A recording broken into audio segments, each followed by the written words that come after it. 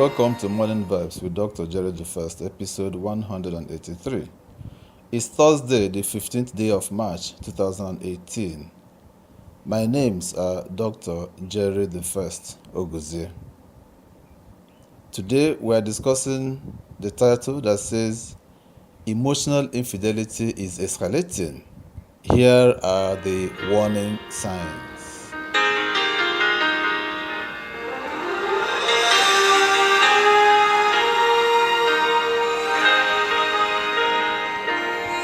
Infidelity. Oh, that word. There are those commands straight from the scriptures, which are so sacrosanct and worthy of being obeyed for the health, spiritual, physical, psychological, and otherwise of the obedient one. But which men, well, some men, that is, find a great pleasure in going against. Thou shalt not commit adultery. Thou shalt not commit fornication. Why the first command applies to married persons, the second applies to unmarried persons.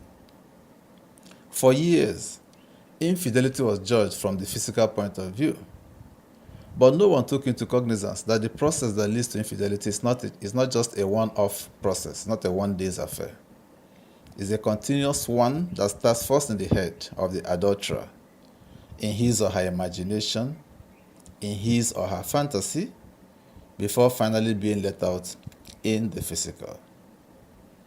So a new sort of infidelity has been on the rise for decades now, and it is one of the biggest threats to marriage, as it were, today, and that is emotional affairs. Today's workplace has become the new danger zone of opportunities for emotional affairs, surpassed only by the internet. A relationship without sex can just be as intense or more even than a sexual one. Not surprisingly, in most cases, approximately 80%, according to Dr. Shirley Glass, author of the Not Just Friends, Rebuilding Your Sanity After Infidelity. The dynamics of these platonic liaisons crosses over into sexual love sooner or later. So why the crisis? To understand the intensity of emotional infidelity, it helps to see the dynamics as an addiction, a form of addictive love. That's because it's easier to let go of a toxic pattern when you depersonalize the experience. It's not about how special the person is or makes you feel. It's about the neurochemicals that get activated when you think and behave in a certain way that helps you and keeps you stuck in the damaging pattern. It isn't a coincidence, for example, that persons with alcohol and other addictions are more likely to get into toxic relationships. Seeing the problem as an addiction also gives you access to proven steps to identify and break free of the toxic patterns. And why addictive? An addiction to an activity or a person or substance puts a person's brain and body in an intoxicating trance that, on the one hand, does not allow them to think clearly and make informed choices, while on the other hand, rewards them for the toxic behavior with the release of certain chemicals that provide quick fixes of pleasure in the body, albeit temporary. There is also pleasure from lowering or numbing pain, shame, or guilt, as it provides distance from taking responsibility to resolve the real issues of life and marriage, and which risks failure. In his book, The Addictive Personality, Understanding the Addictive Process and Compulsive Behavior, Craig Nacken provides the following definition for addiction as a pathological love and trust relationship with an object or person or event, the art of control and aimless searching for wholeness, happiness, and peace through a relationship with an object or event. It makes sense, therefore, that so many depressives and alcoholics find themselves in toxic relationships. So what are the warning signs? There are at least 12 warning signs to alert you to take action to protect yourself and your relationship from emotional infidelity.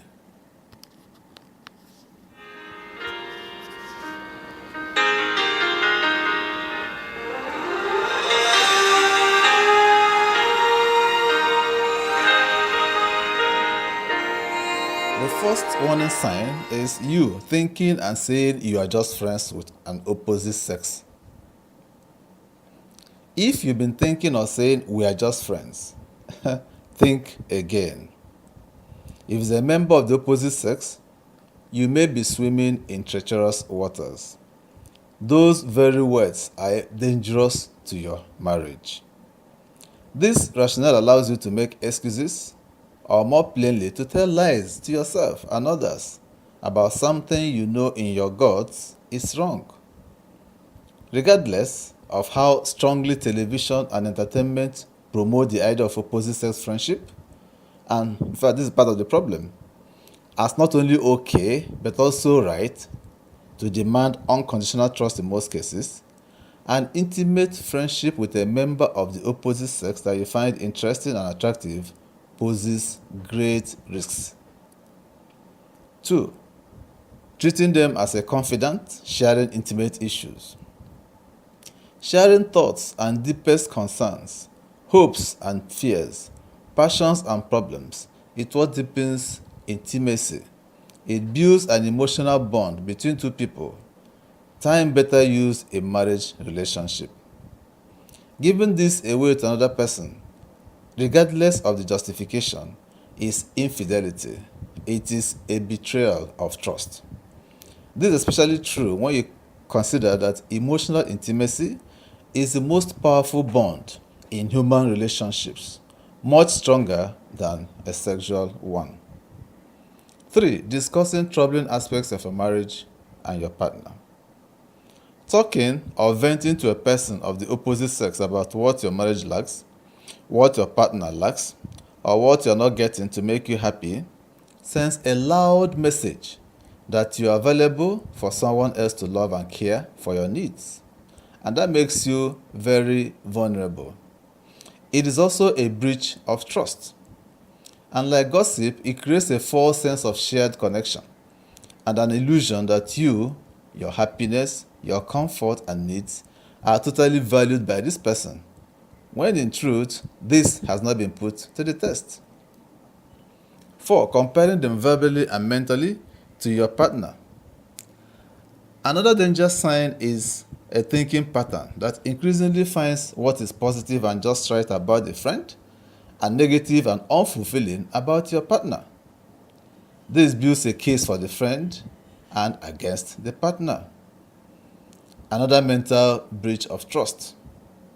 This unfairly builds a psychological and physiological felt case for the friend and against the partner, forming mental images in the brain that associate pleasure and painful sensations accordingly. 5. Obsessively thinking or daydreaming about the person. If you find yourself looking forward to seeing the person, you cannot wait to share news, or think about what you're going to tell them when you are apart, and imagine their excitement, you are in real deep trouble. This sense of expectation, excitement, anticipation releases dopamine in reward centers of your brain, reinforcing your toxic patterns. Obsessively thinking about the person is an obvious signal that something is wrong. After all, you don't do this with your regular friends, right? 6. Believing this person gets you like no other. It always appears this way in affairs and romantic encounters at the start. It's an illusion. And in the case of emotional infidelity, it is one that is dangerous to your marriage because the sense of mutual understanding forms a bond that strengthens and deepens emotional intimacy with the release of pleasurable neurochemicals such as the love and safety hormone oxytocin. This focus also puts you in a getting frame of mind. It means you are approaching your marriage in terms of what you are getting or not getting, rather than what you are contributing.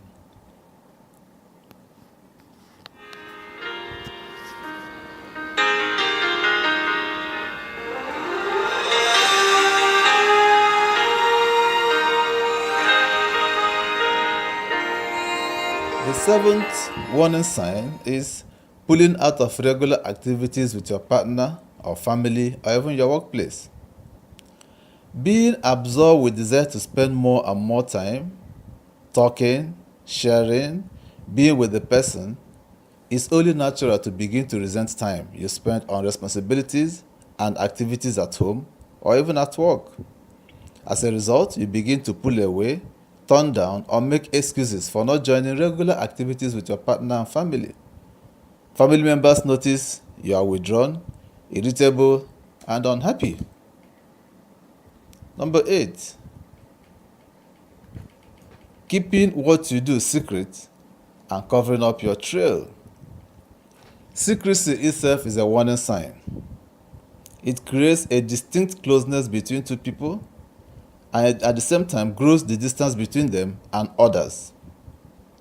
Secrets create a special bond, most often an unhealthy one. For example, there may be a false sense of emotional safety and trust with the person, and an unwarranted mistrust and suspicion of the partner, or those who try to interfere with the friendship. Number 9, keeping a growing list of reasons that justify your behaviors. This involves an addictive pattern of thinking that focuses your attention on how unhappy you are, why you are unhappy, and blames your partner and marriage for all aspects of your unhappiness. It builds a dangerous sense of entitlement and forms a pool of resentment from which you feel justified to mistreat your partner or do what you need to increase your happiness without considering the consequences. Number 10, fantasizing about a love or sexual relationship with the person. At some point, one or both persons begin to fantasize about having a love or sexual relationship with the other. They may begin to have discussions about this, which adds to the intensity, the intrigue, and intoxicating addictive releases of neurochemicals that make the pattern more entrenched. 11, giving or receiving personal gifts from the person. Another flag is when the obsession affects your buying behaviors, so that you begin to think about this person when you're shopping, wondering what they like or would show your appreciation. The gift choices are something intimate items that you would not give just a friend. Gifts send clear messages that the two of you are a close we, set apart from the others, and that the relationship is special. Number 12, planning to spend time alone together, or actually spending time alone together. This is the warning sign that, when not heeded, most often pushes partners to cross the line from a platonic to a sexual relationship. Despite good intentions and promises to one another that they will not let anything happen, it's a setup, a matter of time, when opposite sex friends flirt with the ability and availability of time alone. So if you or someone close to you is manifesting any of these dangerous warning signs, it is time to pull back and concentrate all that energy into building up your present relationships and marriages. Until I come your way again, this is Morning Vibes with Dr. Jerry the First.